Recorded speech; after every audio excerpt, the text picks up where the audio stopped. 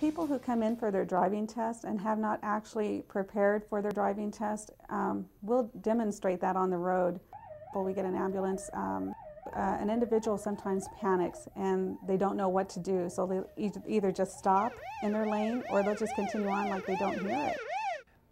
They're nervous, so they'll come and they'll get that tunnel vision. They're not thinking about what they're doing. They're just kind of focused on one thing rather than taking it all in, seeing the whole situation and reacting to the road conditions at that time. I just had one recently over at the railroad crossing where we were stopped and the individual actually stopped beyond the marker indicated by the limit line. And what they did was they waited, and so I had to talk them through it. We're going to look left and right, see how close that train is, because we're going to be hit, quite frankly.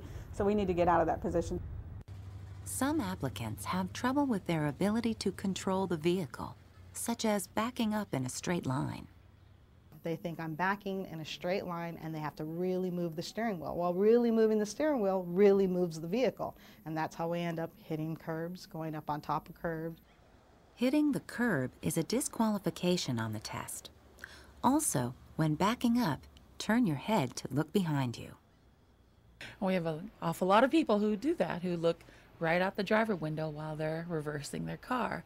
And that's an automatic fail. And it should be, because that's pretty dangerous. If somebody crosses the back path of your car, you nailed them.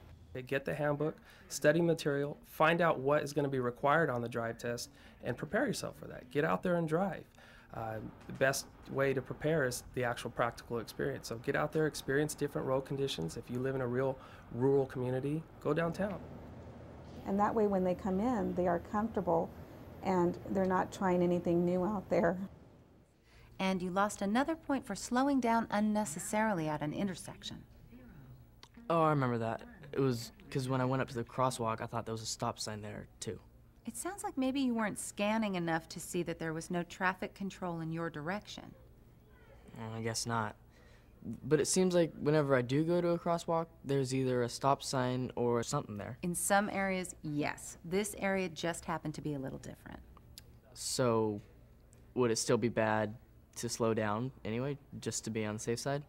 Well, in this situation, Kyle, if someone had been behind you, it could have been hazardous for you to slow down for no apparent reason. Does that make sense? Yeah. Okay, great. Now, so far, we've gone over areas in which people tend to be unprepared.